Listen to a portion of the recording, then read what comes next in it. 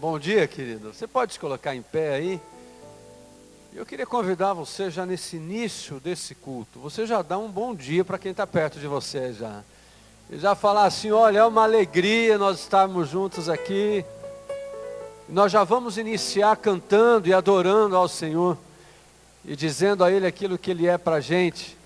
Mas cantando uma canção muito conhecida de todos, com certeza. Uma canção que fala da expectativa que vai em nosso coração de experimentarmos cada vez mais e glorificarmos ao Senhor, amém?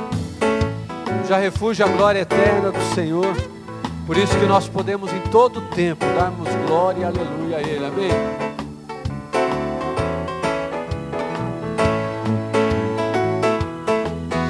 Refúgio a glória eterna de Jesus, o Rei dos Reis.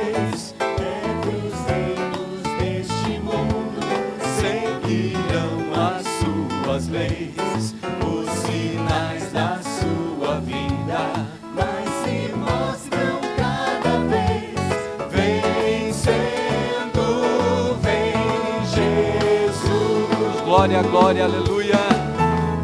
Glória.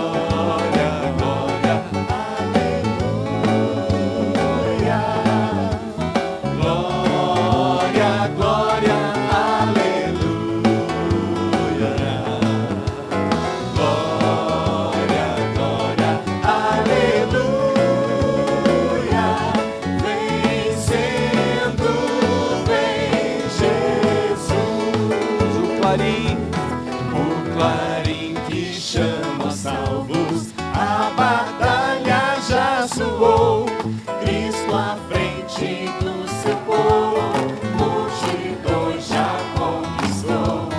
Inimigo em retirada, seu furor já demonstrou. Vencendo, vem Jesus. Glória, glória, aleluia.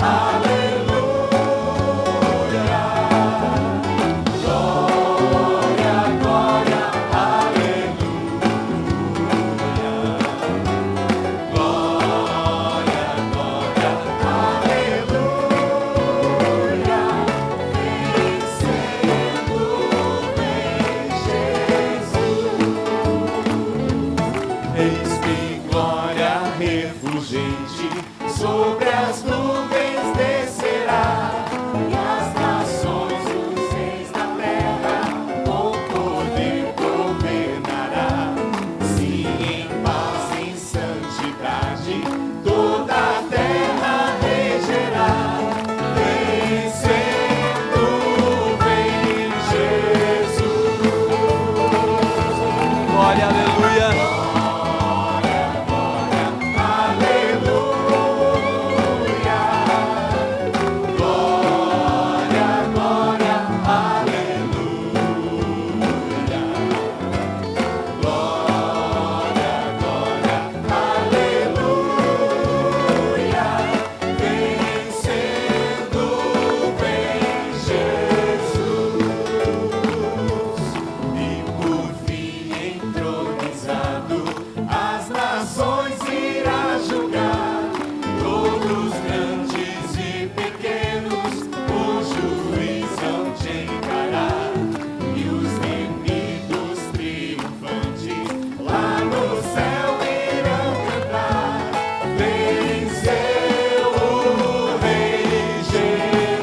Você cantando. Glória, glória, aleluia. Glória, glória, aleluia. Glória, glória, aleluia. Venceu o Rei Jesus.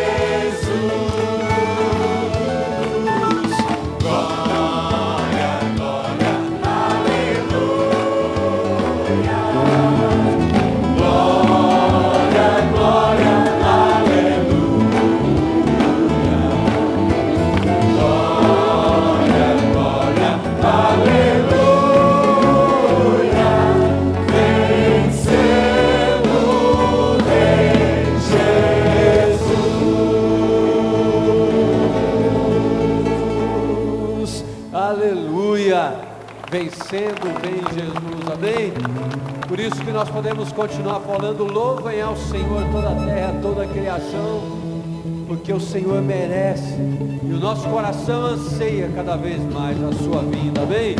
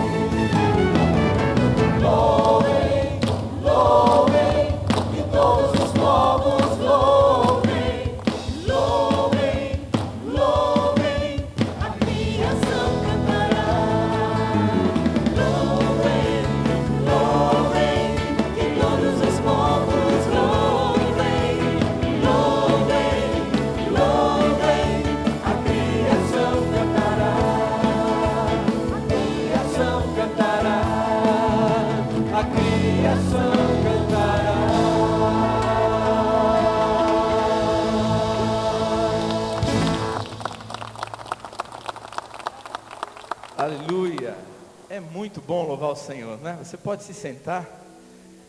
Que delícia poder estar de volta. E a gente vem para esse momento orar e colocar os nossos pedidos e também a nossa gratidão ao Senhor.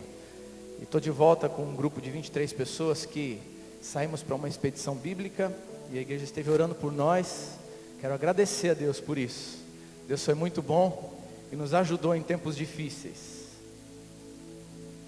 E a gente esteve ali no Egito. No dia que chegamos no Egito, as coisas se complicaram, né? A gente chegou e aí deu aquela confusão que você viu na televisão e a gente não pôde nem sair do hotel. Mas a notícia boa é que a gente lá no hotel não via absolutamente nada. Vocês estavam muito mais informados do que nós, e nós estávamos muito bem guardados e protegidos. E o Senhor foi muito bom conosco. Saímos de lá com a boa mão do Senhor. Depois seguimos viagem para Jordânia e Israel, e muitas experiências tremendas de livramento, crescimento diante do Senhor. Deus é muito bom. A gente tem falado isso aqui, não é? Deus é bom. Você pode dizer agora? É verdade, Deus é muito bom. E Ele atende a oração, porque Ele ouviu a tua oração, ouviu a nossa lá. E com a boa mão dEle, estamos de volta como igreja aqui para adorar o Senhor junto com você. Nós vamos colocar alguns pedidos aqui, mas primeiro queria agradecer a presença dos nossos visitantes. Tem alguém que nos visita nessa manhã? Queria que você levantasse a mão, com coragem, fica de pé para essa igreja poder abraçar você, te reconhecer. Vamos lá? Olha só quanta gente bonita que nos dá o privilégio da presença de vocês aí. Que Deus abençoe cada um. Você que é igreja aqui, nossa, viu alguém aí? Levanta, aperta a mão, dá um abraço caloroso. E a gente está dizendo que vocês são um pedaço dessa família hoje. E que o Senhor fale muito ao coração de vocês. Se você já foi cumprimentado, pode se assentar. E que o Senhor realmente visite você nessa manhã, junto conosco aqui. Queria chamar o Fernando Plou, nosso missionário. Está por aqui? Recebi essa informação. Vem para cá. Cadê o Fernando? Não estou vendo ainda. Mas se o Fernando está por aqui, por favor, chega para cá, Fernando. Né? E a gente quer agradecer a Deus pela tua vida. Que bom que você está aqui nesse tempo com a gente. Ainda não vi, mas amém. Tá bom, vamos orar por ele e agradecer a Deus pela vida dele. Nesse período, lá em Israel, a gente teve o privilégio também de participar de um culto numa igreja batista lá em Jerusalém. Alguns irmãos ali, e foi tão gostoso a gente, com as diferenças de língua, de cultura, a gente poder adorar o Senhor juntos. E eles mandaram uma saudação muito especial daquela igreja de lá, para essa nossa igreja aqui. E vocês orando por nós lá, e eles também trabalhando pela paz, né? 2 famílias ali, são pessoas que são de missão de paz da ONU naquele ambiente todo do Oriente Médio, e queremos continuar orando por eles, para que eles sejam, como igreja do Senhor ali, instrumentos da paz do Senhor naquela região, né? Mas eu também gostaria de colocar aqui um pedido. Já oramos aqui com todo o pessoal da adoração antes, pedido pela nossa irmã Nelly Almeida. Ela é mãe da Dani Lima e do Emerson Vieira, que participam aqui também, nos ajudando a adorar ao Senhor nos nossos grupos de adoração. Ela está assim, bem debilitada, com o pulmão assim, bem comprometido, na UTI, e nós queremos orar por ela, porque o Deus que atende a oração e livra o seu povo de dificuldades lá do outro lado do mundo, é o Deus que pode tocar, que pode curar, que pode realizar um milagre na vida dessa irmã.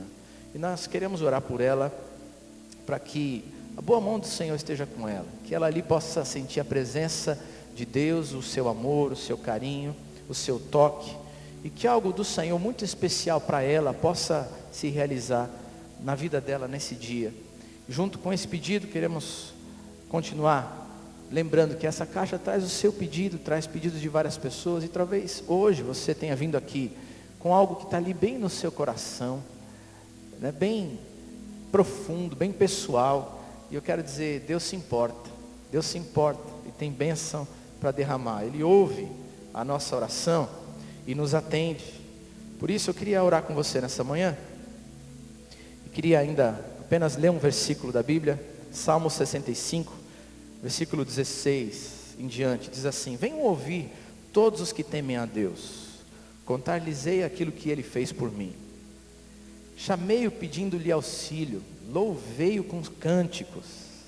E Deus, no versículo 19, ouviu e atendeu a minha oração. Bendito seja Deus, que não rejeitou a minha oração, que não rejeita a minha oração. E nós queremos agradecer ao Senhor, queremos nos colocar na presença dEle nessa manhã.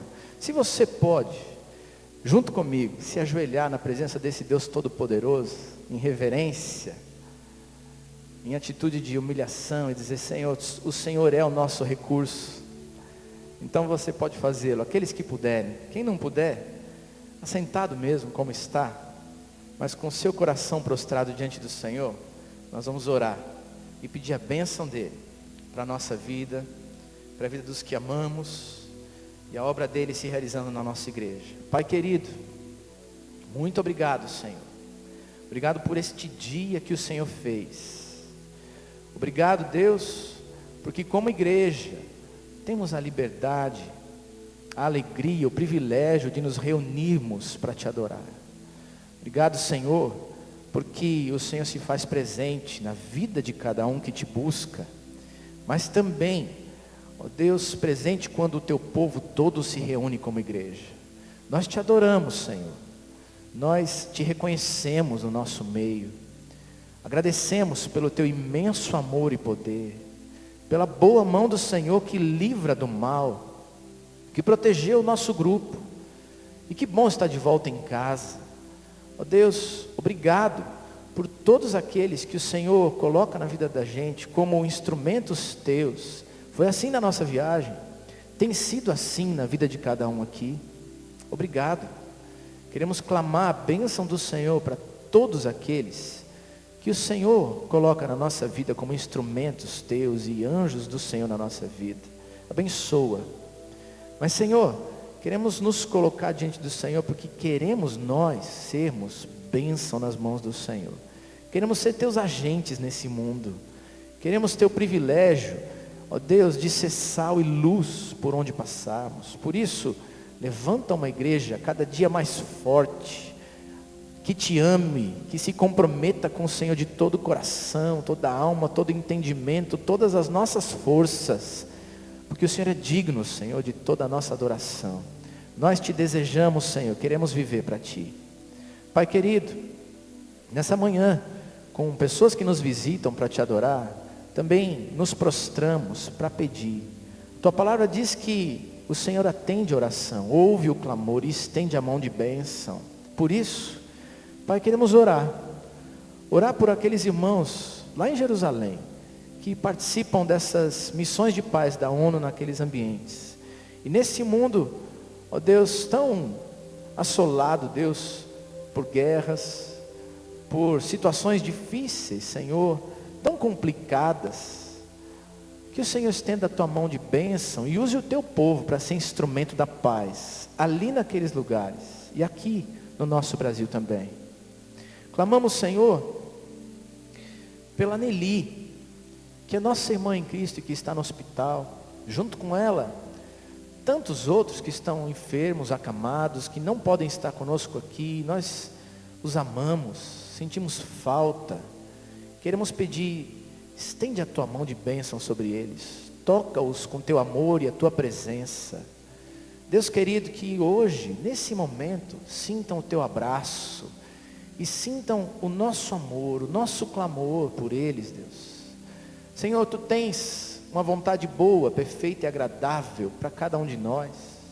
Queremos pedir, realiza o teu melhor na vida de cada um deles.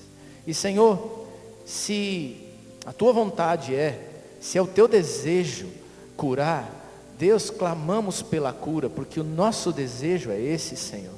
Submetemos a nossa vontade à tua, mas pedimos com humildade, cura, Senhor, para a glória do seu nome, ó Deus, para que essas pessoas possam testemunhar do Senhor, Pai, por onde passarem. Que a Nelly possa ser tocada no seu pulmão, nessa situação tão difícil que ela está passando. Ó Deus, abençoa, junto com ela, junto com esses acamados. Senhor, nós estamos aqui, tem uma caixinha cheia de pedidos, tem corações prostrados diante do Senhor. Deus, nós queremos derramar os nossos corações na tua presença. Ó Deus, que o Senhor ouça os nossos anseios, sonhos, nossas dores, e que bálsamo do Senhor seja derramado sobre a tua igreja. Que o teu poder, que se aperfeiçoa na fraqueza, seja muito real na vida de cada um. Faz um milagre, Deus, faz um milagre na vida de cada um, para a glória do Senhor.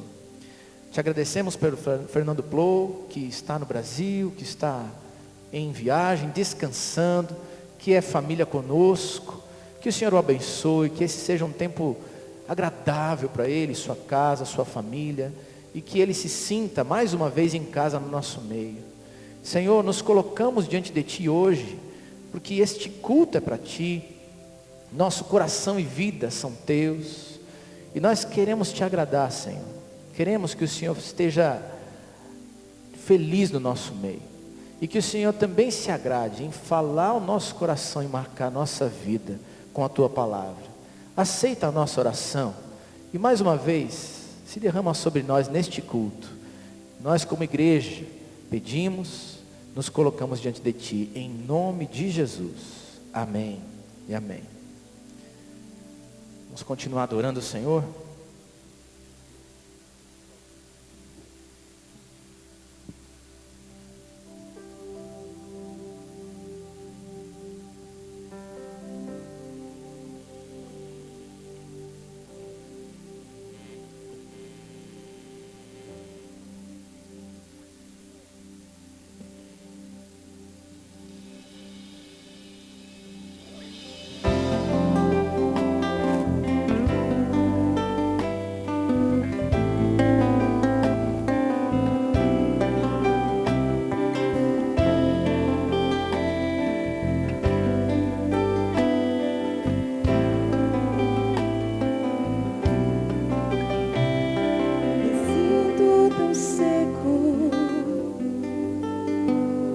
Me sinto sedento nessas horas. A quem eu irei se só tenho a Ti? Meu lugar secreto, o Teu refrigério traz a paz ao meu pequeno ser que só tem a Ti. Eu preciso ajustar a visão, aquietar esse meu coração. Preciso Te ouvir falar, preciso Te ouvir falar.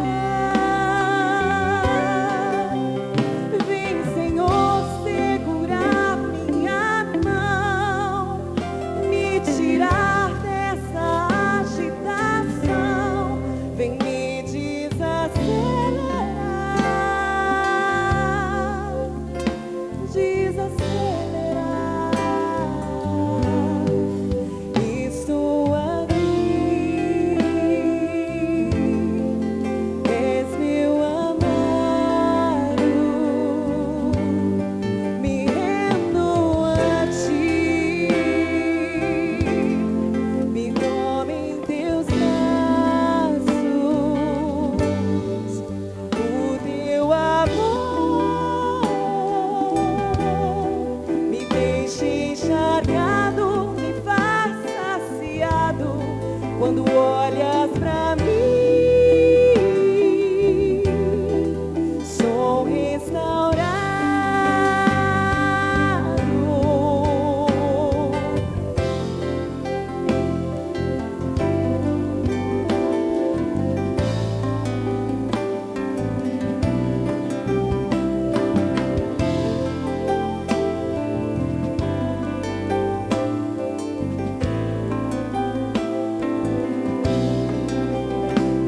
Preciso ajustar a visão, aquietar esse meu coração. Preciso Te ouvir falar, preciso Te ouvir falar. Vem, Senhor, segurar minha mão, me tirar dessa agitação.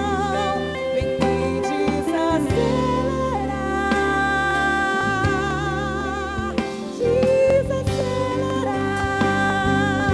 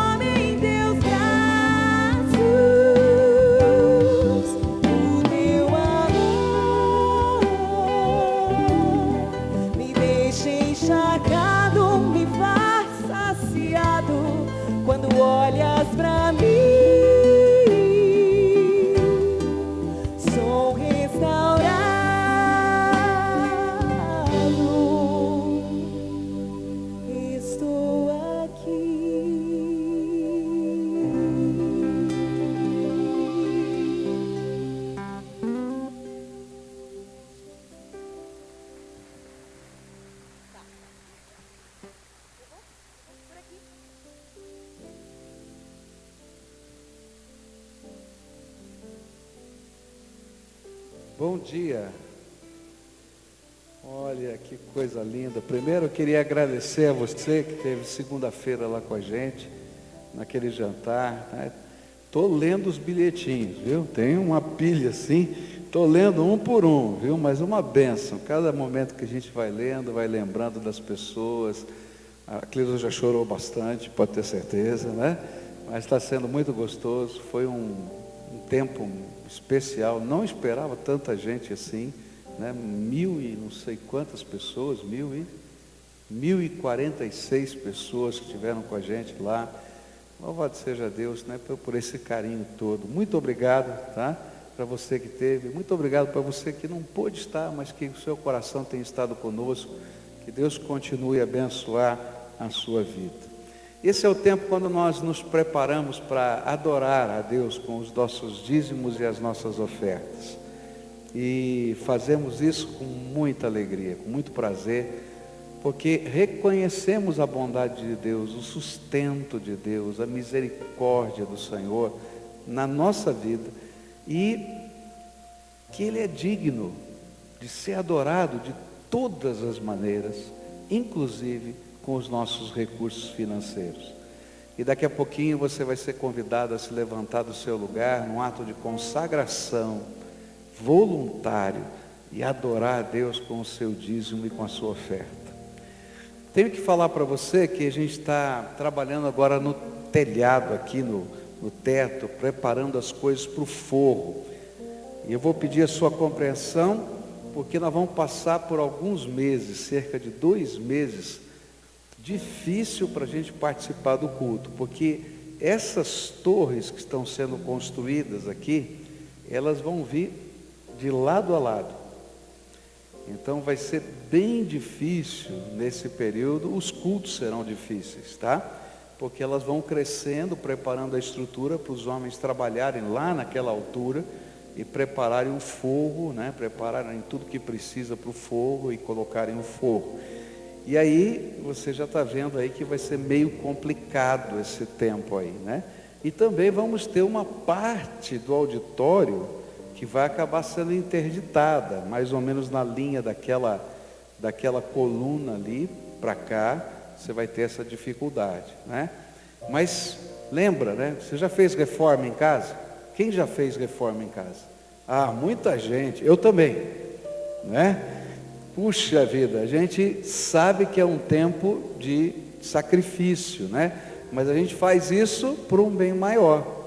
Então daqui 2 meses, se Deus quiser, a gente vai estar tirando essas torres todas, e você vai ter o ganho da gente ver o processo que foi colocado ali, talvez um pouco mais, um pouco menos, depende do ritmo da obra. Mas a gente está caminhando para o final, ora por isso, tá? Porque agora falta pouco. Você já contou nos dedos para ver quanto falta para a inauguração desse templo aqui? A gente fala inauguração, né? Mas a gente já está inaugurando todo dia. Mas assim, a dedicação, término aqui e comemoração dos 100 anos, não falta muito, falta bem pouquinho tempo para a gente estar terminando essa obra.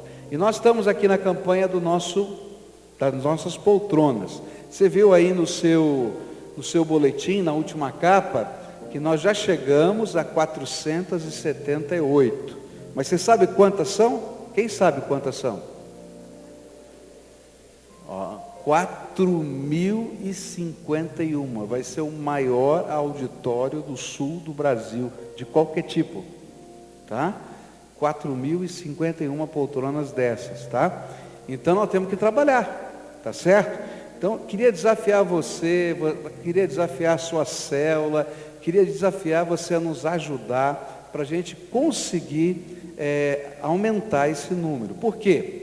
Eu só posso contratar o serviço, para começar o serviço, quando eu atingir um compromisso mínimo de 1.000, que é 1/4. Então até agora eu não contratei nada. E está passando o tempo, porque para produzir 4.051 poltronas também leva tempo, tá? Então me ajuda nisso, tá? Você já sabe como é que funciona a campanha. Você pode colocar em 10 parcelas no seu cartão de crédito. Tem aquele envelope bonito que está ali da campanha da poltrona, não é? E você pode levar na sua célula e nos ajudar a trabalhar esse processo. E nós recebemos um presente da empresa, das lojas Schuner. Eu acho que se fala assim, é Schuner mesmo? Schooner. Então, obrigado, viu? Obrigado, tá?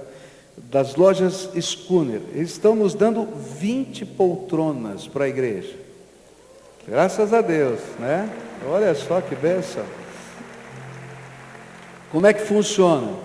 Lá no stand você pode adquirir um vale presente dessa loja e tudo que for até esse valor nos vales presentes é revertido em poltronas aqui para a igreja, tá?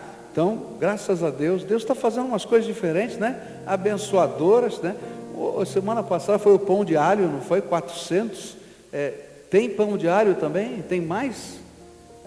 Olha só, ganhamos daquela empresa mais pães de alho, estava bom, eu comi o meu, viu? Estava bom, tá? Então, vale a pena, né? Maneiras diferentes de abençoar, e eu queria desafiar você a participar desse movimento, e pela fé, eu já estou vendo tudo isso aqui pronto, em nome de Jesus, né? Nilson, vem cá, Nilson, você está aqui hoje, vem aqui. Tem gente que falou assim, pastor, tadinho do Nilson, tá, né? Conta pra gente da janela. Aleluia, misericórdia. Estamos trabalhando as janelas. Pastor Pascoal vai sair de férias, que bênção, né? Irmãos, orem por nós. Quando voltar, estaremos quase com a janela sendo colocada. Nós estamos em processo de finalização do protótipo final. Nós estamos fazendo um módulo dessas janelas, já com todos os vidros que compõem essa janela, para não ter erro. Afinal de contas, são 5 vidros. Entre esses vidros tem um gás chamado argônia, que impede que esse vidro sue, né? Que ele tenha essa umidade passando de um lado para o outro. Então é um trabalho bastante complexo, não podemos errar. Então por isso essa demora, e alguns entraves no meio do caminho, né? A máquina que faz a impressão quebrou, a peça vem da Itália, então assim, são algumas coisinhas que têm acontecido, mas eu acredito que nos próximos 2 meses, pastor, nós já tenhamos alguma coisa acontecendo bem bonita aí. Traz uns cabides da Itália para pendurar você também aqui, né? Brincadeira, gente. Vamos adorar a Deus. Esse é tempo de adoração, de serviço, de consagração. E o povo de Deus faz isso com alegria, porque nós temos prazer de servir ao Senhor.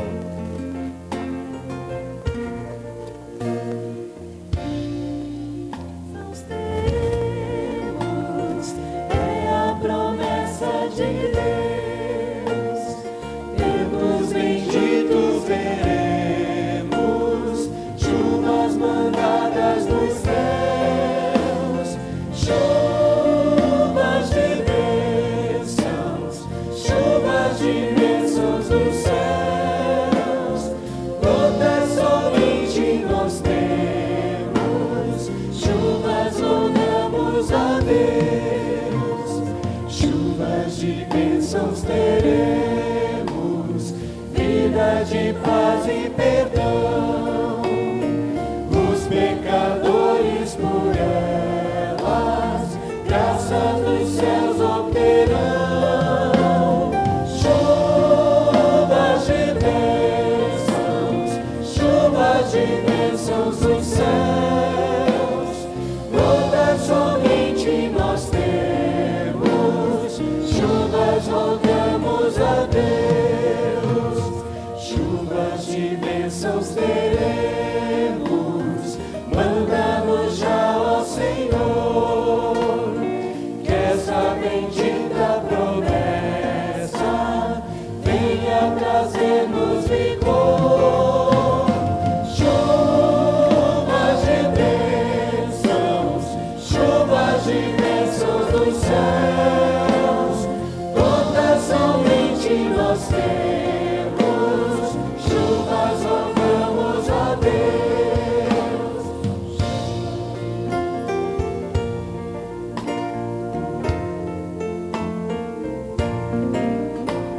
Chuvas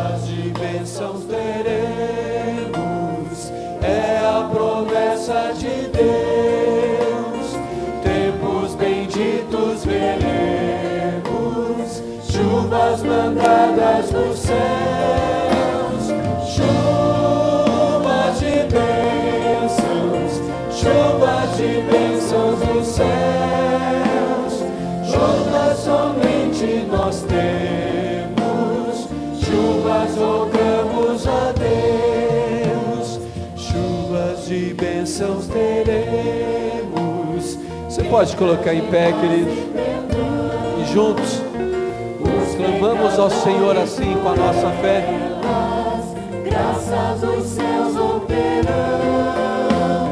chuvas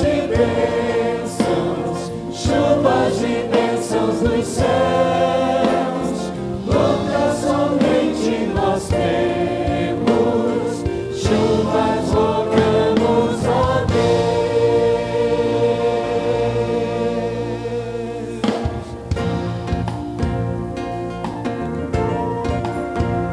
Podemos falar ao Senhor assim,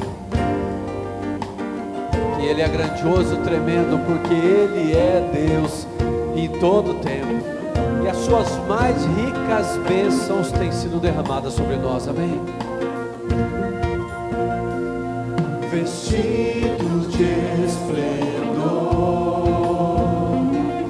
o Santo Deus te amou, é Rei da criação, Rei da criação, na luz envolto está,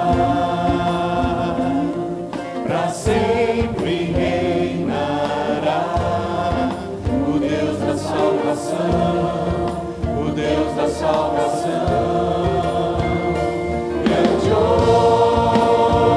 é o Senhor, cantarei, grandioso é o Senhor, seu nome exaltarei, grandioso é o Senhor, grandioso é o Senhor, cantarei, grandioso é o Senhor, seu nome exaltarei, grandioso é o Senhor, eterno e imortal, princípio e final, Senhor da terra e céu, Senhor da terra e céu, Deus Pai, Deus Salvador, Deus Consolador, Ele é o Trino Deus, Ele é o Trino Deus, grandioso é o Senhor, cantarei, grandioso é o Senhor, seu nome exaltarei, grandioso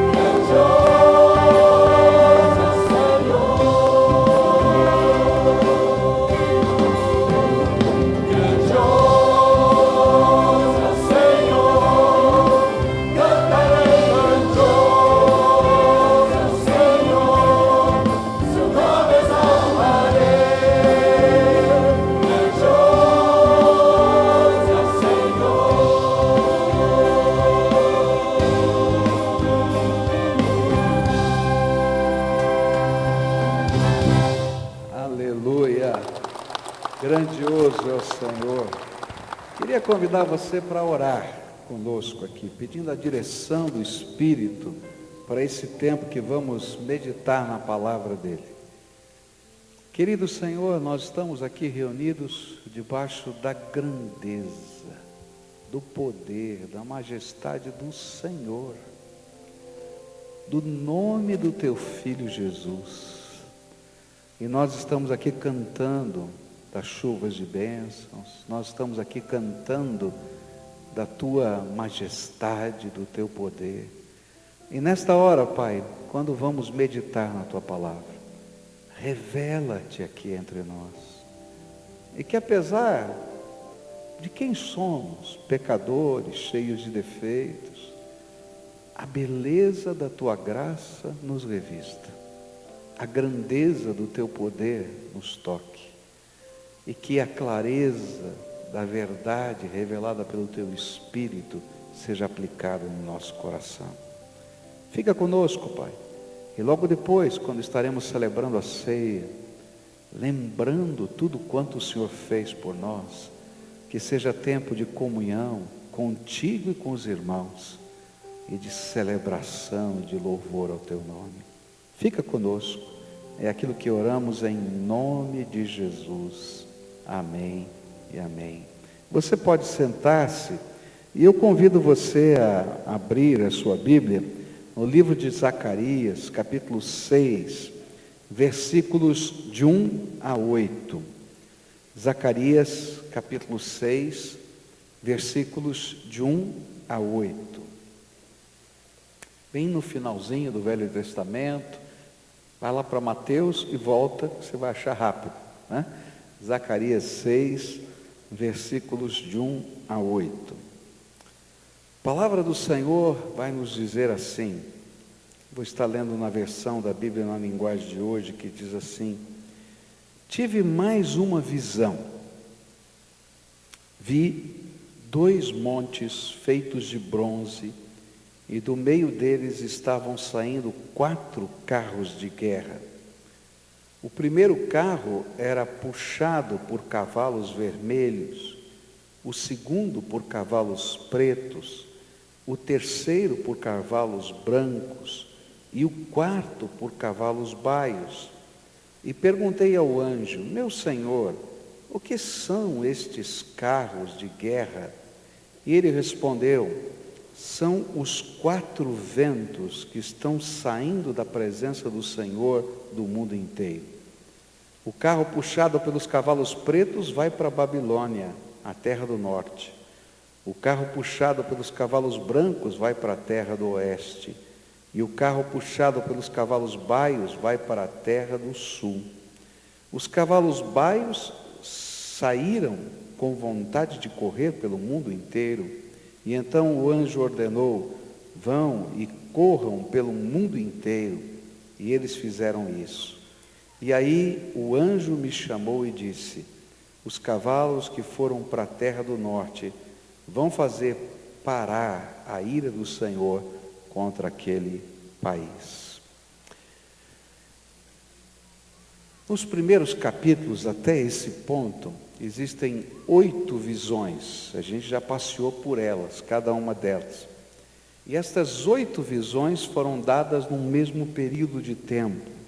As outras visões vão tendo intervalos de tempo maiores. E elas são um conjunto. E é interessante que, se você analisar a primeira visão de Zacarias e comparar com a 8ª visão de Zacarias, elas são bem semelhantes. Esses cavalos aparecem, quase que dizendo, começamos e terminamos aqui um processo. As imagens dessa visão, agora em Zacarias 6, apesar de terem o elemento dos cavalos, elas apresentam agora detalhes diferentes. A ênfase aqui está nos carros e nos cavalos. E a ênfase no capítulo 1 estava nos cavaleiros. Agora a ênfase está no carro e no cavalo. E no ministério ou na missão que eles tinham para cumprir. O propósito de Deus não era mais apresentar um relatório do que estava acontecendo na terra, que está lá na primeira visão, não é? Mas agora é intervir na situação do mundo. É uma intervenção de Deus na situação do mundo. Aqui a gente vai ter um simbolismo. Toda vez que a gente trabalha com visões, tá? E a gente tem que entender que os livros de Zacarias e de Daniel no Velho Testamento são chamados do Apocalipse do Velho Testamento. Então, a interpretação que a gente tem, a maneira de trabalhar o Apocalipse é a maneira que a gente tem que trabalhar também esses livros. A gente tem que entender que eles falam através de símbolos. A pessoa tem uma visão, o anjo vai ajudar a interpretar essa visão, vai dizer qual é o ponto focal dessa visão, e os detalhes dessa visão ilustram esse ponto focal. E aqui está havendo exatamente isso. Deus está dizendo de uma intervenção que Ele vai fazer num determinado momento dentro da terra. É interessante que esses 4 ventos que estão colocados aqui, eles poderiam ser traduzidos, e algumas versões trazem assim, os 4 espíritos, porque a palavra hebraica para vento e espírito é a mesma, ruar, tá? E eles estão direcionados, na sua interpretação, a anjos que estão a serviço de Deus. Então, 4 diferentes tipos, ou 4, vamos dizer assim, batalhões de anjos estão saindo para cumprir um propósito de Deus de intervenção na terra. E tudo isso sugere uma batalha. E tudo isso implica num julgamento. Então a descrição que está aqui é a descrição de uma guerra que vai acontecer por intervenção de Deus e de um julgamento. Isso também é corroborado em textos paralelos do Velho Testamento, onde a palavra de Deus diz em Isaías 66:15: porque eis que o Senhor virá em fogo, e os seus carros como um torvelinho, para tornar a sua ira em furor e a sua repreensão em chamas de fogo. Se as cores dos cavalos forem importantes na visão, e eu coloco C, porque toda vez que a gente está interpretando uma profecia, a gente tem que ter o bom senso de saber, não é? Que nem sempre a gente consegue interpretar todas as coisas. Mas as cores dos cavalos também aparecem em outro texto da Bíblia, que é o livro do Apocalipse, no capítulo 6, que também falam de uma intervenção num determinado tempo histórico, onde Deus vai começar um julgamento na terra. Não é o julgamento final, mas é dito como o julgamento das nações. E eu vou tentar explicar um pouquinho depois. Se for assim, os cavalos vermelhos lá no Apocalipse significam a guerra, os pretos significam a fome, os brancos a vitória do Senhor, e lá no Apocalipse não há cavalos baios, na visão do Apocalipse 6, mas eles muito bem poderiam simbolizar doenças, pragas que iriam se espalhar na terra.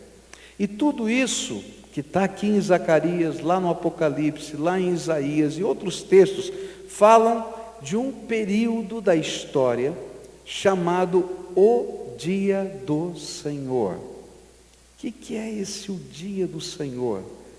É um momento quando Deus vai lançar mão de guerras, fome, pragas, morte, para castigar as nações da terra.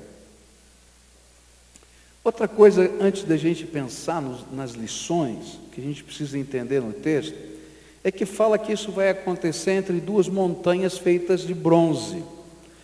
Não existe montanhas feitas de bronze. Você conhece alguma montanha feita de bronze? Ninguém conhece, não existe.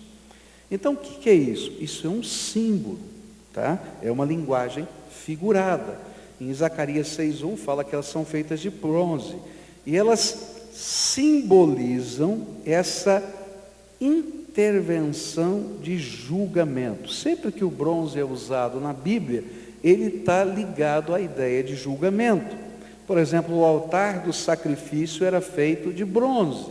E ali então, vamos dizer assim, o animalzinho morria para que o salário do pecado, que é a morte, estivesse sendo julgado sobre aquele animal, simbolicamente, porque depois iria para Cristo, mas ali estava acontecendo um julgamento.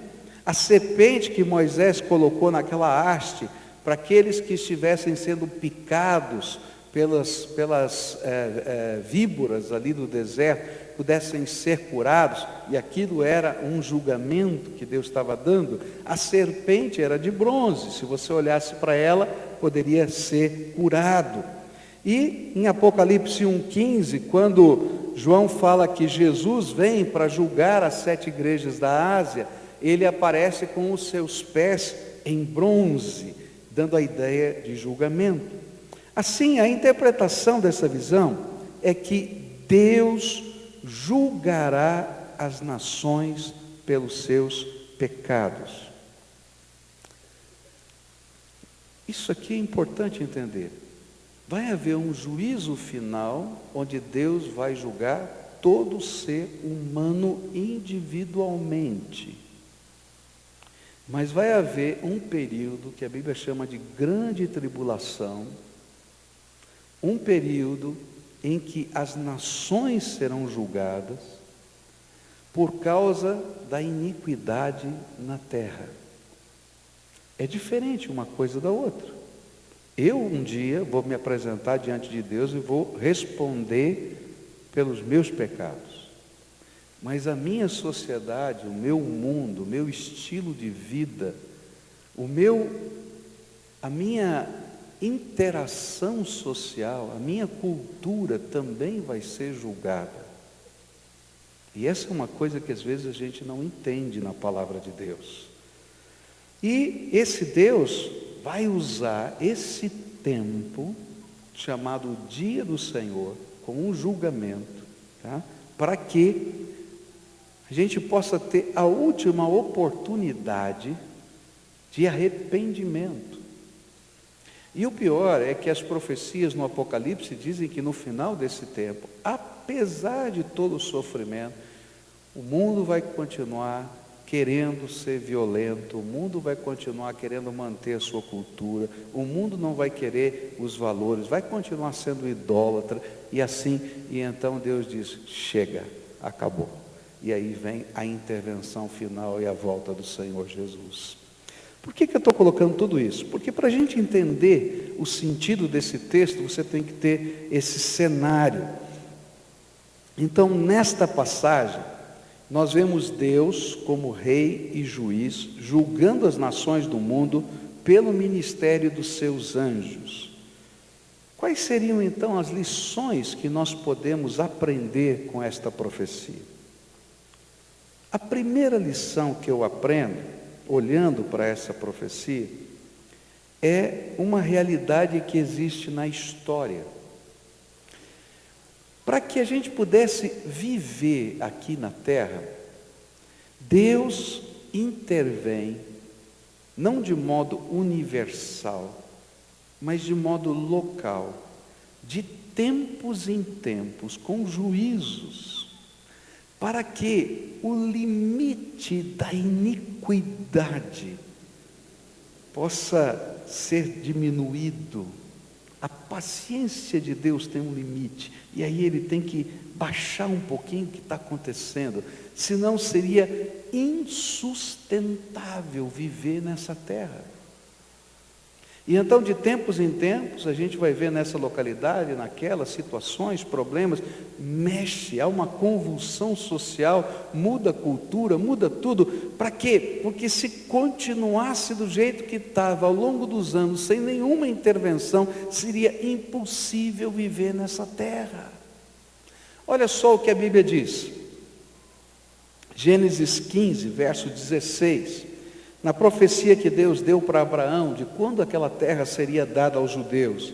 E ele diz assim: na 4ª geração, tornarão para aqui, porque não se encheu ainda a medida da iniquidade dos amorreus. Ao longo da história, Deus tem trabalhado os povos, um a um, e dito assim: aqui está ultrapassando o limite de violência, de maldade, de promiscuidade, e então Deus pesa a sua mão naquela localidade, porque senão seria insustentável viver naquela localidade. Mas vai chegar um dia em que Ele vai fazer isso com todas as nações simultaneamente, e esse texto fala desse dia de todas as nações.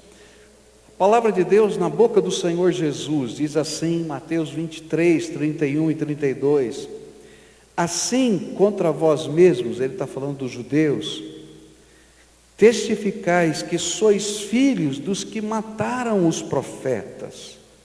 Enchei vós, pois, a medida dos vossos pais. Ou seja, vai chegar um momento que essa medida vai transbordar e eu vou pesar a minha mão sobre o meu povo.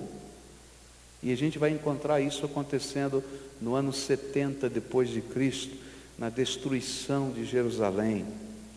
A primeira lição que nós podemos inferir desse texto é a razão por que Deus intervém de tempos em tempos com o seu juízo sobre as nações, não somente sobre pessoas. E isto acontece porque Deus coloca um limite para a sua paciência diante da iniquidade, um limite diante da injustiça de um povo ou de uma nação. E quando esse limite é superado, Ele intervém com juízo para que a vida possa ser sustentável na terra. Quando eu olho, por exemplo, para a Bíblia, eu vou descobrir que essa foi a razão do dilúvio. Por exemplo, Gênesis 6, de 11 a 13, diz assim: a terra estava corrompida à vista de Deus e cheia de violência, e viu Deus a terra, e eis que estava corrompida, porque todo ser vivente havia corrompido o seu caminho na terra. E então disse Deus a Noé: resolvi dar cabo de toda a carne, porque a terra está cheia de violência dos homens, e eis que os farei perecer juntamente com a terra. Há um momento que você não consegue viver nessa terra, por causa da maldade que existe. E então Deus pesa a sua mão quando esse limite insustentável chega. Isso é uma coisa séria para você pensar, porque nós vivemos num mundo em que a gente só imagina que eu sou só responsável pelos meus erros, e que os erros coletivos não têm responsabilidade de ninguém. Mas Deus está dizendo que Ele julga o homem individualmente, mas Ele julga as culturas e as sociedades coletivamente. Então você é responsável pela cidade que você vive, você é responsável pela cultura do seu país, você é responsável pelos valores morais de uma cidade, de um bairro, de uma localidade. Por quê? Porque o mal coletivo é injustiça que faz a vida ser horrível em qualquer lugar. E quem é o responsável? Cada ser que vive naquele lugar. Você e eu construímos a nossa sociedade. E é disso que a Bíblia está falando. E se uma sociedade ela é tão violenta, tão má, tão corrupta, que é impossível de viver naquele contexto, então pode ter certeza que a mão de Deus vai pesar, até que chegue aquele dia quando o mundo ficar assim, e Deus terá que julgar todas as culturas humanas. Quando isso ocorre,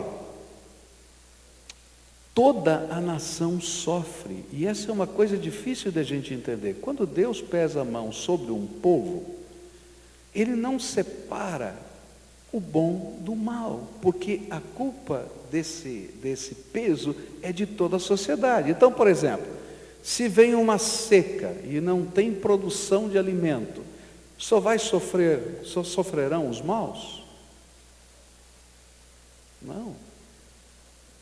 Não vai ter comida para todos. Se vem uma guerra numa nação,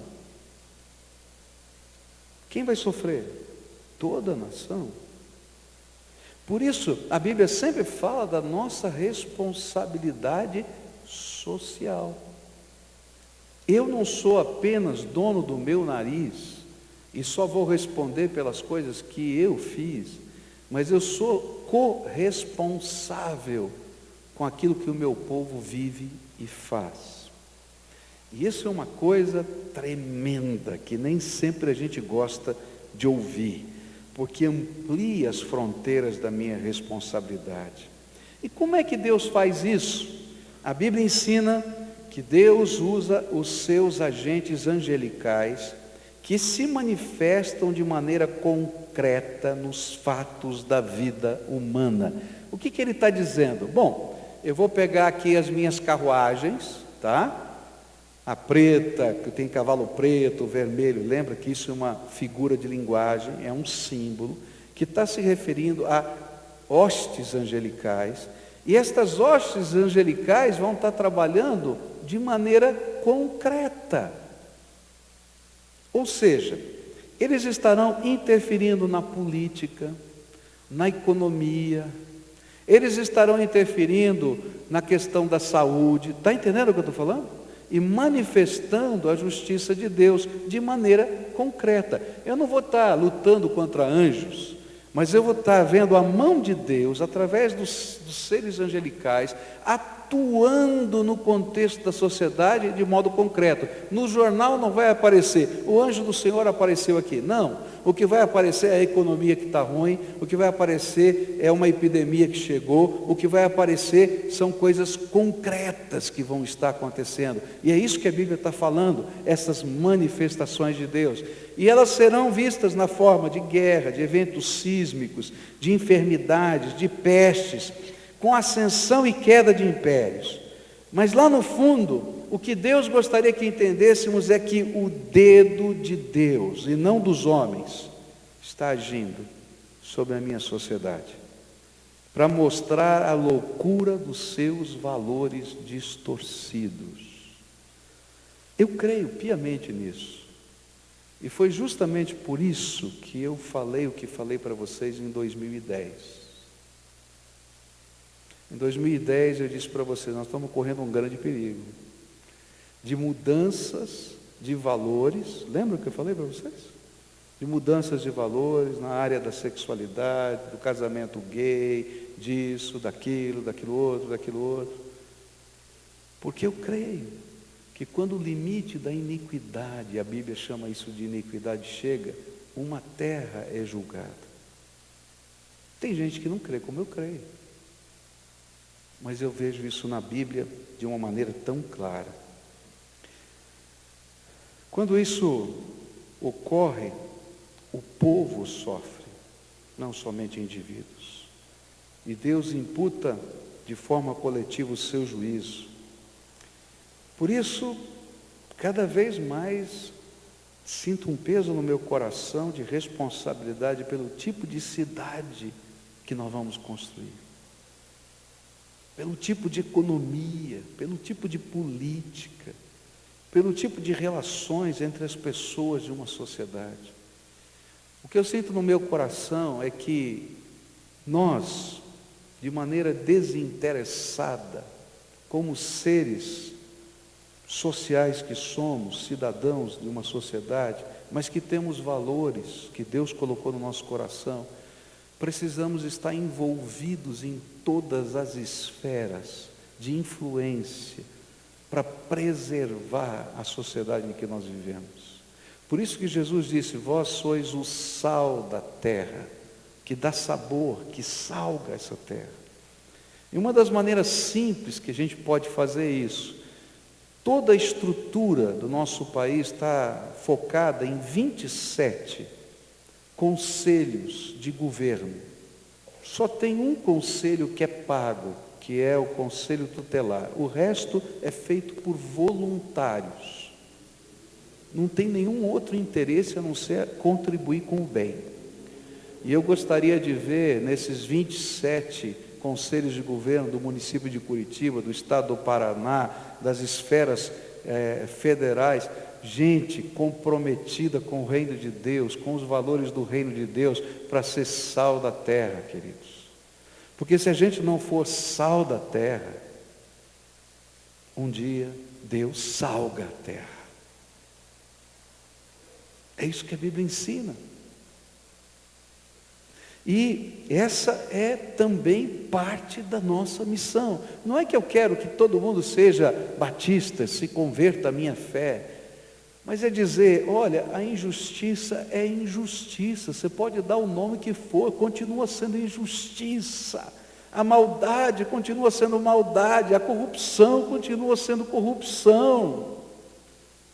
Eu posso usar a pesquisa que quiser, mas se eu não preservar numa sociedade, uma família, queridos, não vai ter sociedade daqui a alguns anos.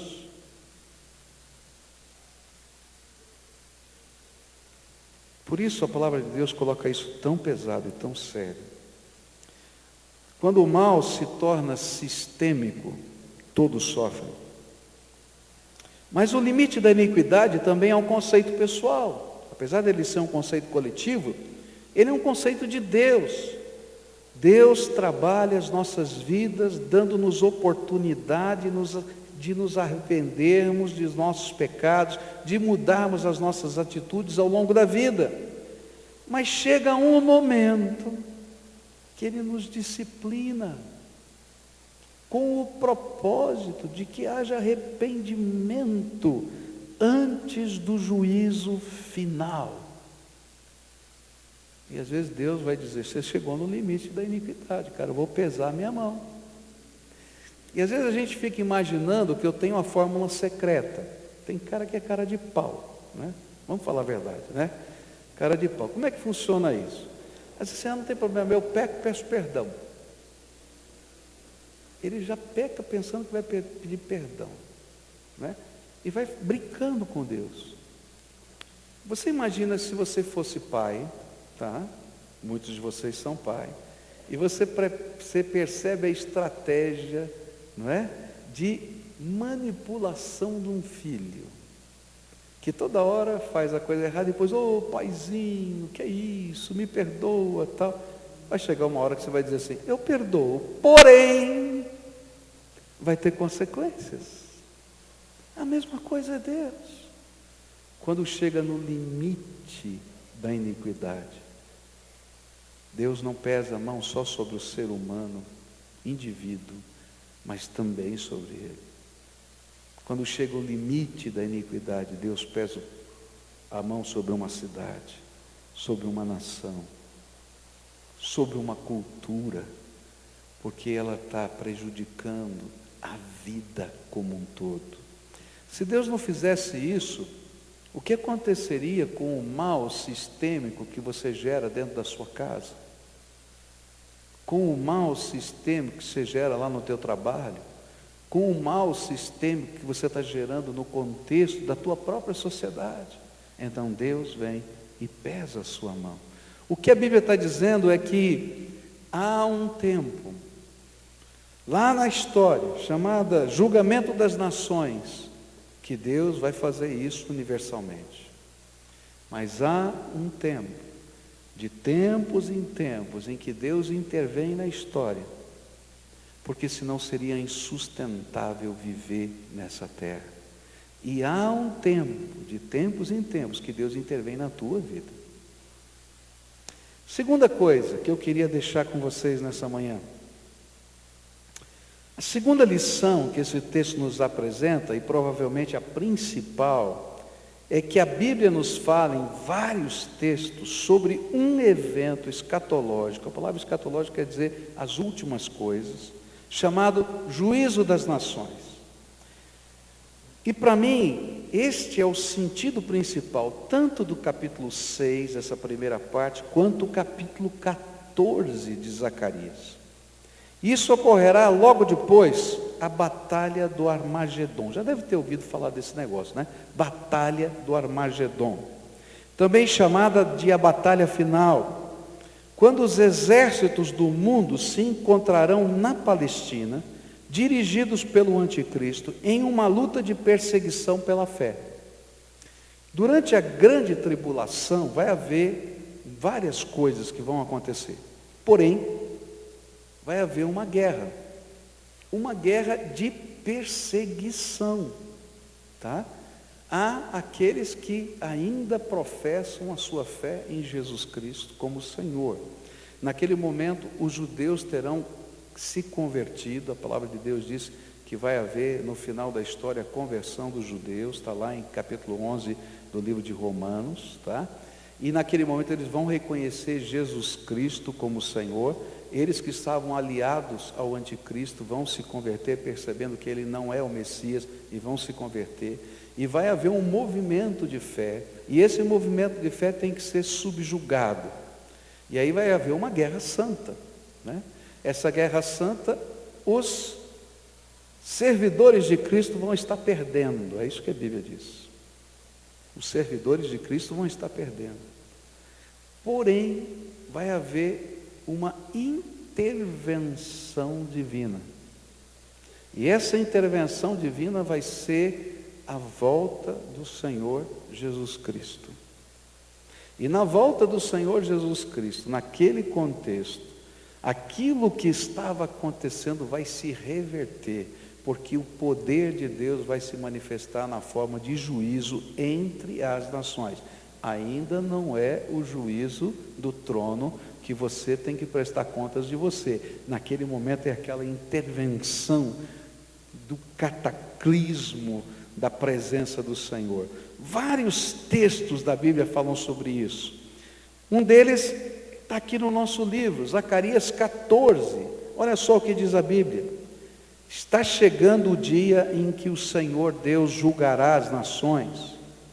E então a cidade de Jerusalém será conquistada, e os inimigos repartirão entre si tudo o que encontrarem nela. E o Senhor ajuntará todas as nações para atacar em Jerusalém. A cidade será conquistada, tudo que estiver nas casas será levado embora, as mulheres serão violentadas, e metade dos moradores será levado para o cativeiro, os outros poderão ficar em Jerusalém. Depois, o Senhor sairá para lutar contra as nações, como já lutou no passado. E naquele dia, ele ficará de pé no Monte das Oliveiras, a leste de Jerusalém, e então um grande vale, que correrá do leste para o oeste, dividirá o Monte das Oliveiras em dois. Metade do monte se afastará para o norte, a outra metade para o sul.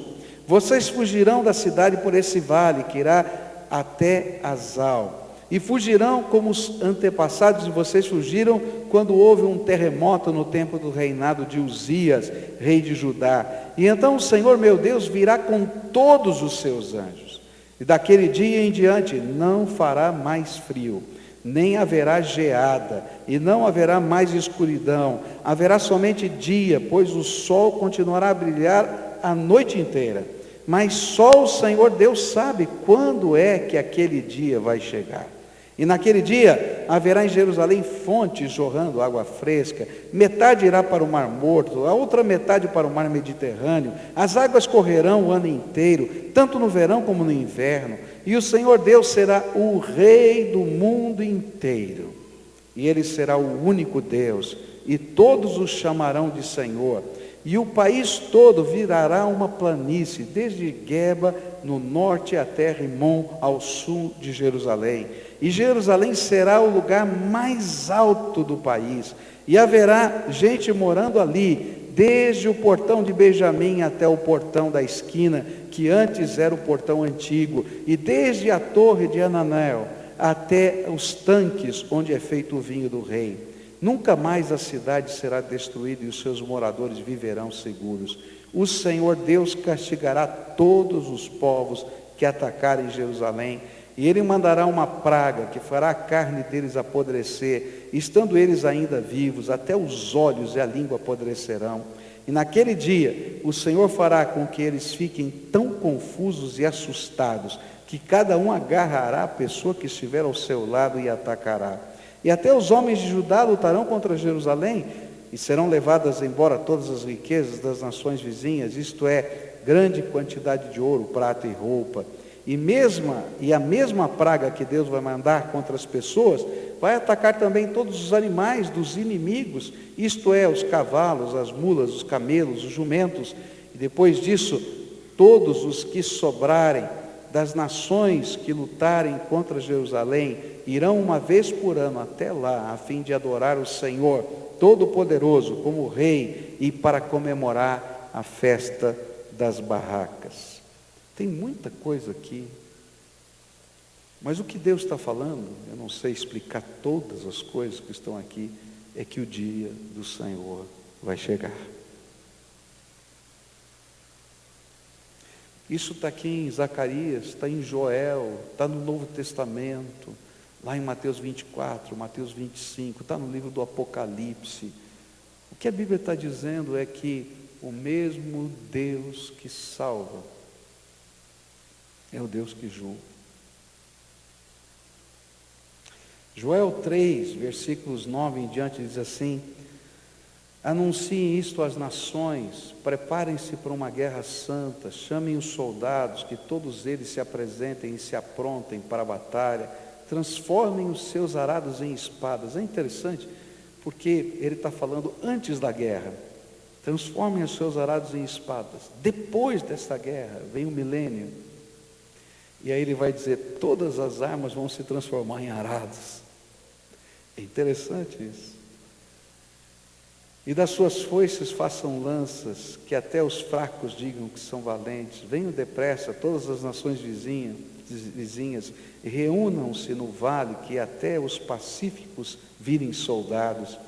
Preparem-se, povos de todas as nações, e venham para o vale de Josafá, o Deus que julga, pois ali eu, o Senhor, vou julgar todas as nações vizinhas. O pecado dessas nações são tantos, os pecados dessas nações são tantos, que elas vão ser cortadas como trigo maduro no tempo da colheita, e elas vão ser pisadas, como as uvas são pisadas nos tanques, até o vinho derramar. Multidões e mais multidões, enche o vale da decisão. Está perto o dia do Senhor no vale da decisão. O sol e a lua ficam escuras, as estrelas deixam de brilhar. Do monte Sião o Senhor fala alto, a sua voz parece o trovão.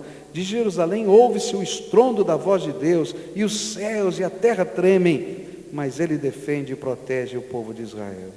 Deus diz ao seu povo: assim vocês vão ficar sabendo que eu sou o Senhor, o Deus de vocês. Eu moro em Sião, o meu monte santo. Jerusalém será uma cidade santa, e os estrangeiros nunca mais a conquistarão. O objetivo desse julgamento é a intervenção de Jesus na batalha do Armagedon, conforme Apocalipse 19. E em meio a esse contexto, Jesus virá, não mais para salvar, mas para julgar toda a terra. E a vitória do Senhor inaugurará o que chamamos de milênio de Cristo, quando o mundo marcado por esse cataclismo, bem como com a presença do Senhor e dos seus anjos, terá como centro a adoração do Senhor e a paz entre os homens. Isaías 2 vai profetizar sobre isso. No futuro, o monte do templo do Senhor será o mais alto de todos e ficará acima de todos os montes. E os povos de todas as nações irão correndo para lá e dirão assim: vamos subir o monte do Senhor, vamos ao templo do Deus de Israel, e Ele nos ensinará o que devemos fazer, e nós andaremos nos seus caminhos, pois os ensinamentos do Senhor vêm de Jerusalém, do monte Sião, e Ele fala com o seu povo. Deus será o juiz das nações, decidirá questões entre muitos povos, e eles transformarão as suas espadas em arados, as suas lanças em foices, e nunca mais as nações farão guerra, nem se prepararão para as batalhas. Venham, descendentes de Jacó, vamos caminhar na luz que o Senhor nos dá. A grande lição que fica por detrás desta profecia é a soberania de Deus.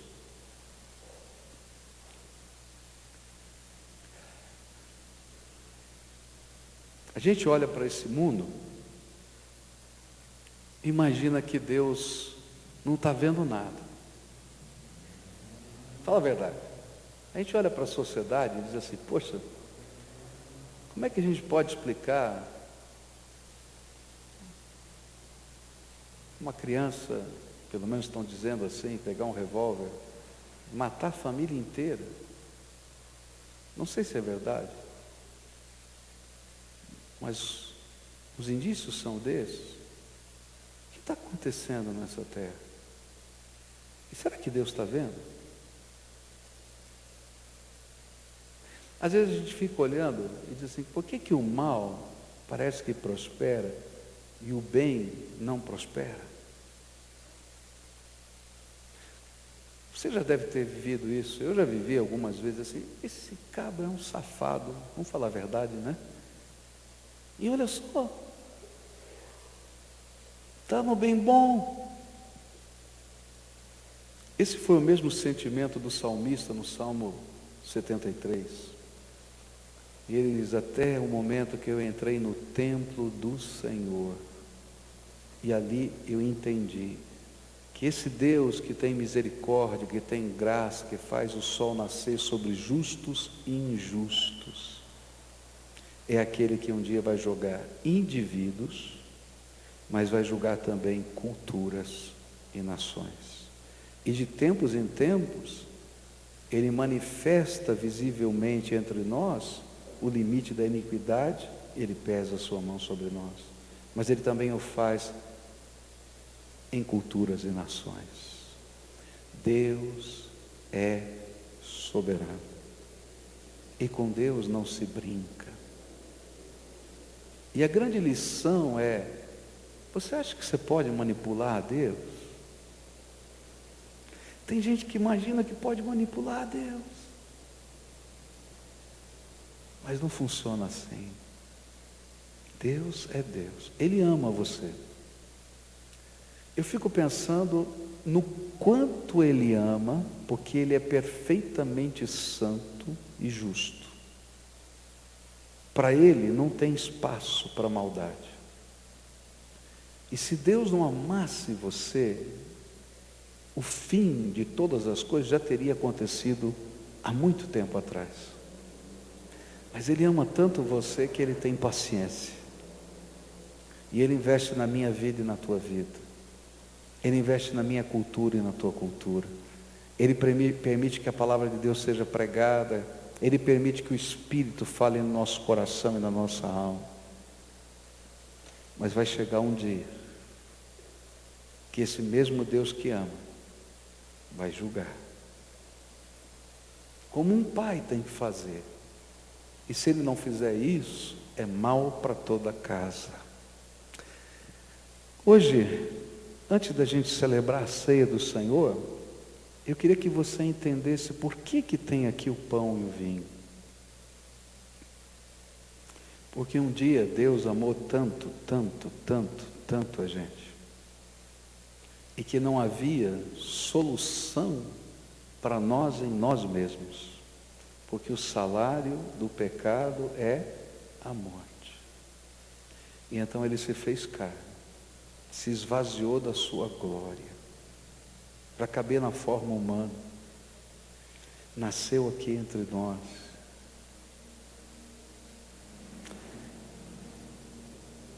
foi até a cruz do Calvário, onde a Bíblia diz que Ele se fez pecado por nós. Está entendendo? O meu pecado, o teu pecado, a minha injustiça, a tua injustiça, a individual, a social, tudo foi lançado sobre Jesus Cristo, meu Senhor. Ele morreu. E alguns pesquisadores dizem que Ele não morreu por causa da cruz, porque normalmente demorava muito mais para se morrer numa cruz, porque a pessoa morria de asfixia, ele cansava de empurrar o corpo para cima para poder encher os pulmões. Mas os pesquisadores dizem que o que aconteceu foi que o coração de Jesus literalmente explodiu. E alguns pesquisadores dizem que isso aconteceu exatamente no momento em que o pecado da humanidade foi lançado sobre o meu Senhor. E não termina a história aí. Eu acho tremendo, porque muita gente para aqui, mas tem coisas mais profundas. Naqueles 3 dias entre a sua morte e a sua ressurreição, ele desce a um lugar que a Bíblia chama de Hades, que nós chamamos de inferno. Ele apregoa, diz a Bíblia, naquele lugar, as grandezas de Deus e a justiça de Deus. E quando ele ressuscita dentre os mortos, ele traz de lá as chaves da morte e do inferno, para que todo aquele que se rende a Jesus, para todo aquele que crê no nome de Jesus, para que todo aquele que quer viver segundo o modo de vida de Jesus, tenha a vida eterna. Naquele dia do juízo, a única coisa que funciona não é saber tudo o que você fez de bom para ver se ultrapassa o que você fez de mal, porque a Bíblia diz que não há um justo sequer, então pode ter certeza que o teu balanço está ruim, o meu também. É saber se o teu nome está escrito no livro da vida. E a única pessoa que pode escrever o teu nome no livro da vida é Jesus Cristo, meu Senhor, porque Ele morreu por mim.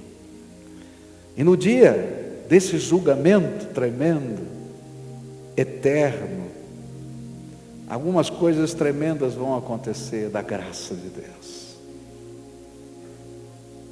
Entre elas, é que a gente vai se unir ao séquito de Jesus nas nuvens, é isso que a Bíblia diz. Quando essa batalha final acontecer, o Senhor vai arrebatar o seu povo nas nuvens.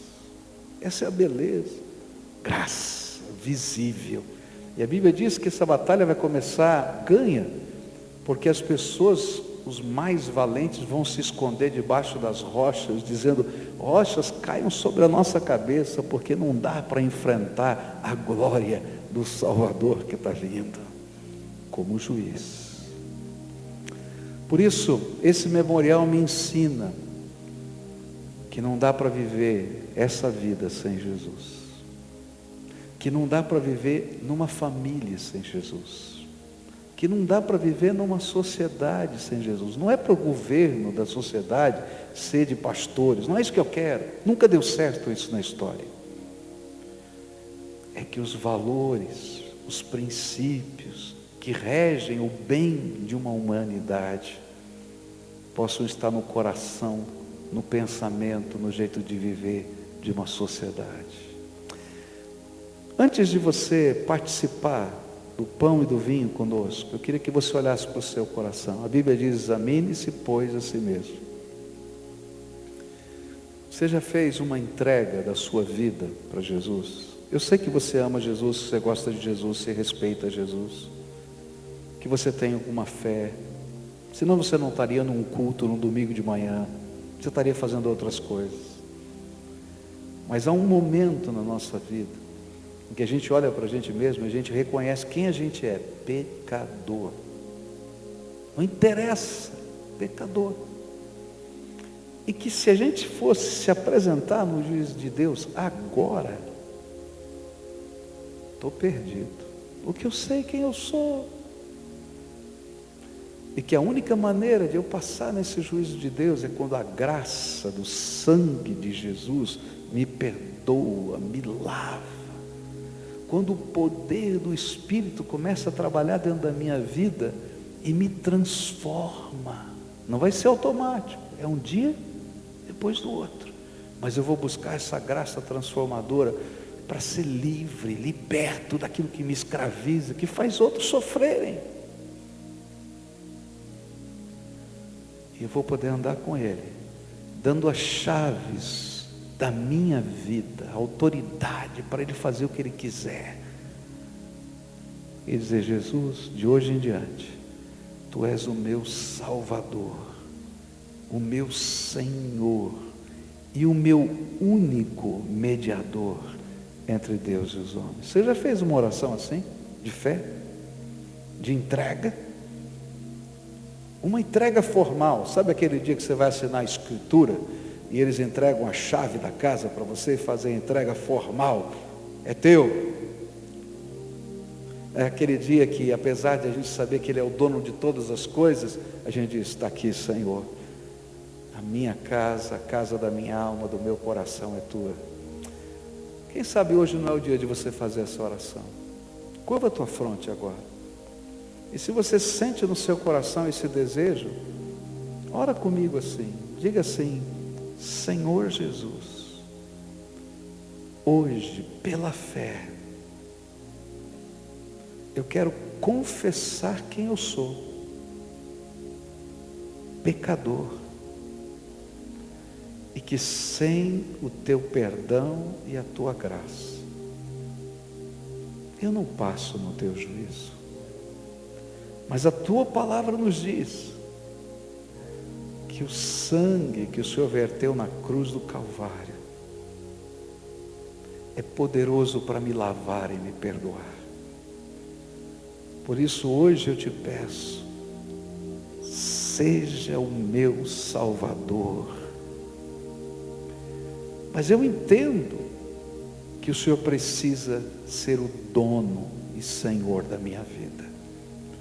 Por isso eu entrego a minha vida nas Tuas mãos.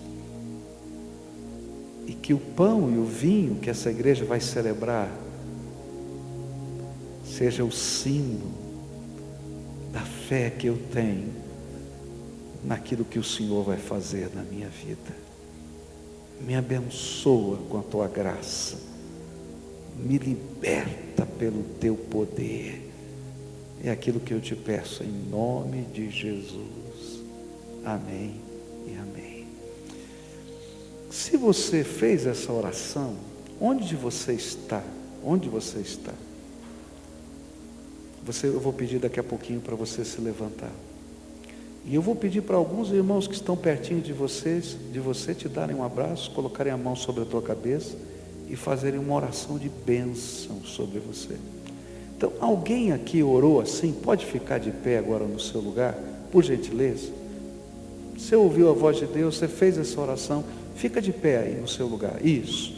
E agora eu vou pedir, quem está próximo, quem está pertinho, chega junto, um homem perto de um homem, uma mulher perto de uma mulher, chega junto dessas pessoas e diz assim: olha, eu sou pecador que nem você, mas Deus já fez essa obra comigo antes, então eu quero pedir uma bênção de Deus sobre a tua vida, tá? Então pode alguém chegar perto? Olha, não quero ver ninguém sozinho aqui, ó, tá? Chega perto de quem? Tem aquela senhora que está sozinha ali.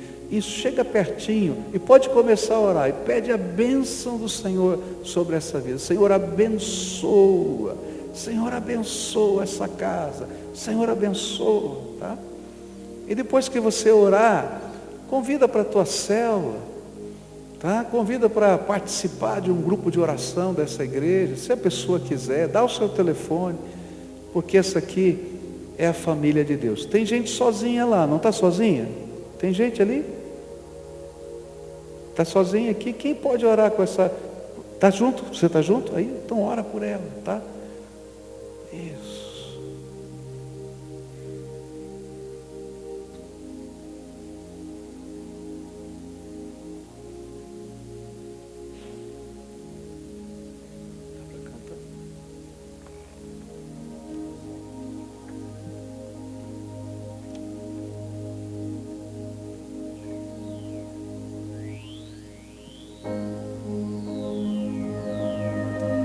Enquanto eles oram, a gente vai se preparando para a ceia e nós vamos cantando essa música tão linda.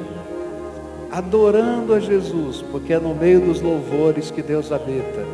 E se você é um crente no Senhor Jesus Cristo, alguém que teme a Deus, que colocou a sua vida nas mãos de Jesus, pela fé já deu sua pública profissão de fé, já foi batizado, você é convidado a participar conosco desse memorial que nos lembra que Jesus é o nosso Salvador, que Jesus é o nosso Senhor, que Ele é o Rei da nossa vida. Cante conosco. À medida que você for orando, pode ir sentando também, tá?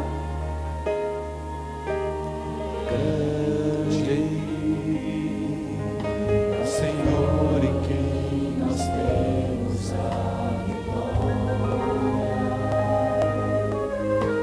que nos ajuda contra o inimigo. Por isso diante dele nos prostramos.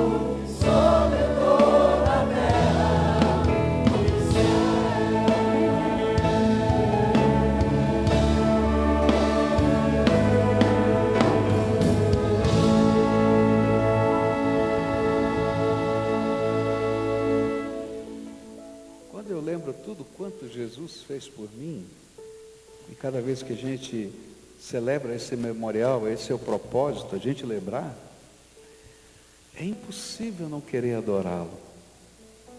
Às vezes a gente vive um cristianismo tão automático, vamos falar a verdade, né? A gente vive um cristianismo, assim, de relíquias, não é? Ou de tradições. Mas quando o Espírito de Deus nos mostra o que está acontecendo nas regiões celestes, coisas que eu não estou vendo, mas que a Bíblia fala que é verdade, eu posso constatá-las. Não dá para viver esse cristianismo meia boca, não. A gente tem que adorar Jesus, a grandeza do que Ele está fazendo na minha vida, a bondade dEle. Eu gosto de dizer, você sabe disso, que Deus é bom, né? Você já esqueceu, né? Deus é bom. Muito bom. Eu gosto às vezes de deitar na minha cama, às vezes estou abraçado, como hoje de manhã estava abraçado com a minha esposa, e dizendo, como Deus é bom, olha só o que está acontecendo e tal. Eu tenho lutas, eu tenho as aflições, eu tenho problemas, como você tem. Mas eu começo a ver quanto Deus tem feito por mim. E aí brota um louvor que é diferente, que não é automático, que não é aquela coisa que é uma repetição de uma ladainha. É louvor, é louvor. Então, se você consegue perceber isso, louve a Deus conosco. Enquanto você está cantando, lembra do que Ele já fez na tua vida, das coisas que Ele já transformou. E se tem alguma coisa para Ele transformar na tua vida, diz Jesus, eu creio que o Senhor vai fazer esse milagre em mim, porque eu sei quem Tu és, e Ele vai fazer. No nome forte de Jesus, nos reunimos aquecidos por Sua luz, por meio. Se você tem intolerância a glúten, aqui embaixo tem uma mesa especial para você, e ali em cima, atrás do som, também tem uma mesa especial, onde você pode pegar os alimentos sem glúten. De Jesus, nos reunimos aquecidos. Esse nome é poderoso. Os demônios não aguentam com ele. Os homens dobrarão o seu joelho e toda língua confessará: Jesus Cristo é o Senhor, diz a Bíblia.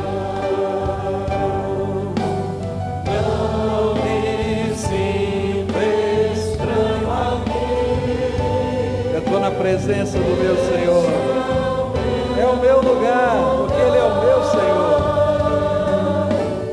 O perdão que tem em Ti. Presta atenção no que você falou, hein? Tem alguém para perdoar? Perdoa agora.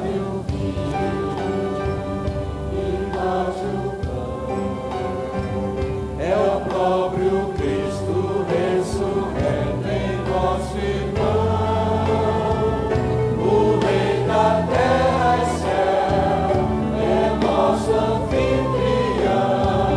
Com Ele e pão nós celebramos comunhão.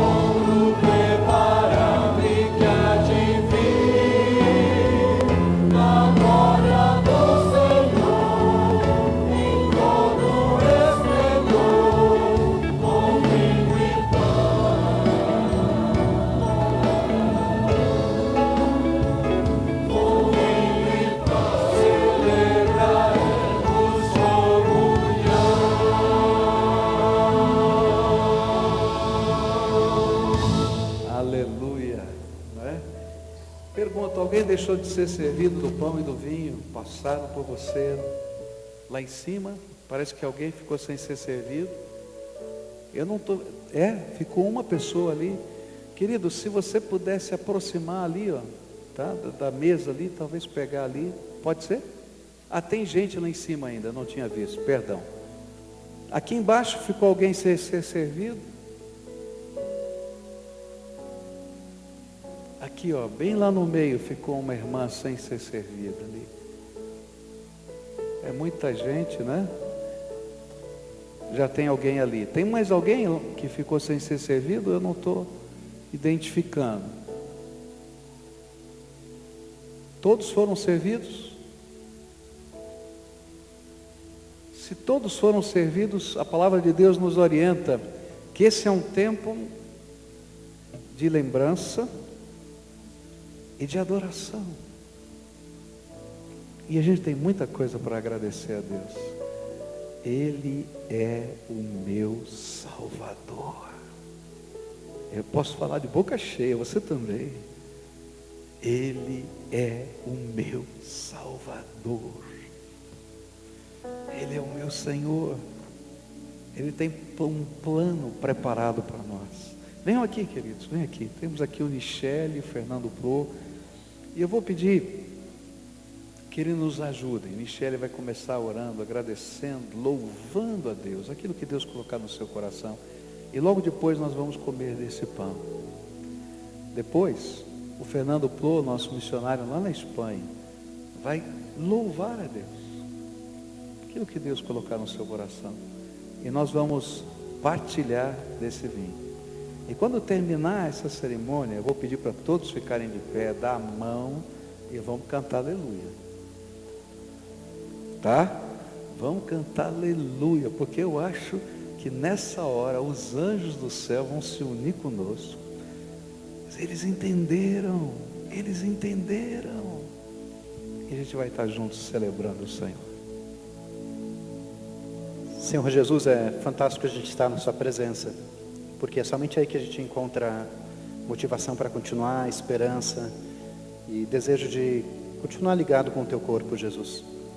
Esse pão que temos é um lembrete tão claro disso, Senhor, que precisamos desse corpo, precisamos de Jesus em nossa vida, mas também precisamos do corpo igreja, de pessoas andando junto nessa caminhada.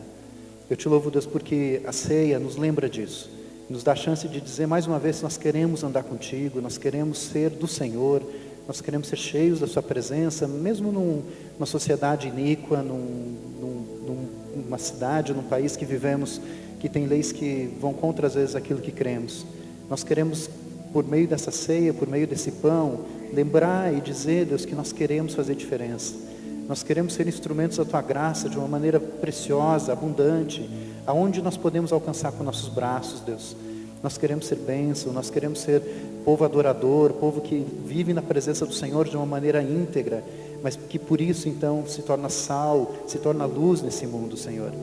Então, por meio desse pão, Deus, que eu e cada irmão que está aqui consiga ser fortalecido na presença do Senhor, para que a gente consiga, Deus, ser essa luz, ser esse sal, e por isso o teu nome seja louvado e engrandecido. Nós te adoramos, nós te amamos e reconhecemos isso em nome de Jesus, Pai. Amém, Senhor.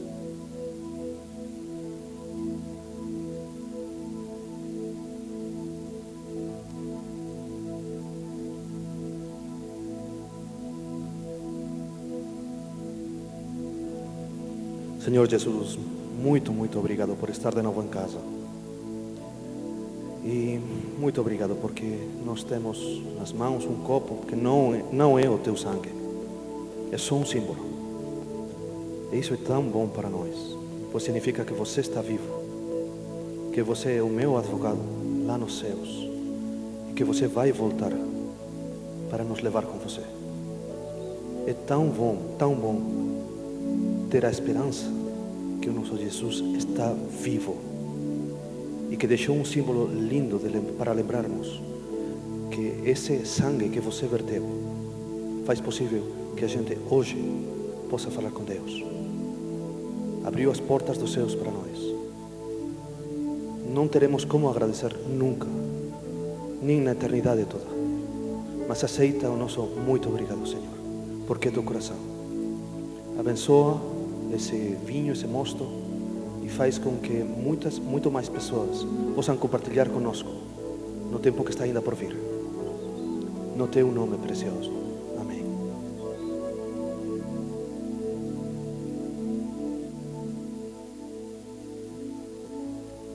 Fica de pé, dá a mão para o teu irmão que está aí. Quem está aí do teu lado, talvez você não saiba o nome, mas é teu irmão em Cristo Jesus. Fecha aí o corredor, tá? E como numa casa tem irmão magro, tem gordo, alto, careca, baixo, não é assim? Não é verdade? Tá? Tem parente distante, não é assim? Mas nós somos irmanados em Cristo Jesus. E nós vamos terminar esse culto com uma canção que é universal. Todas as línguas, todos os povos usam essa mesma palavra. Eu acho interessante isso, não há diferença. É a única palavra que no mundo inteiro é igual, aleluia. E quer dizer, louvado seja o Senhor. Aleluia.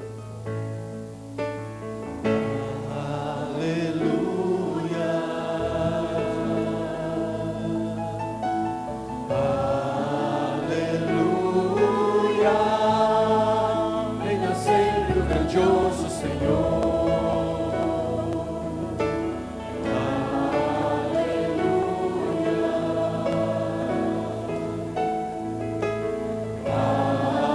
Aleluia.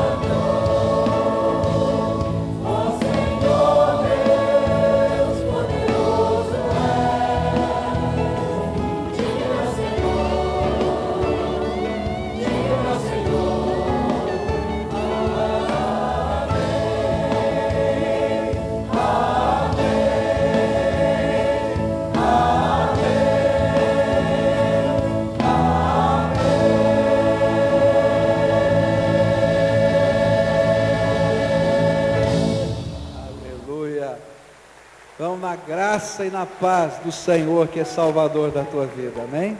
Até logo mais à noite.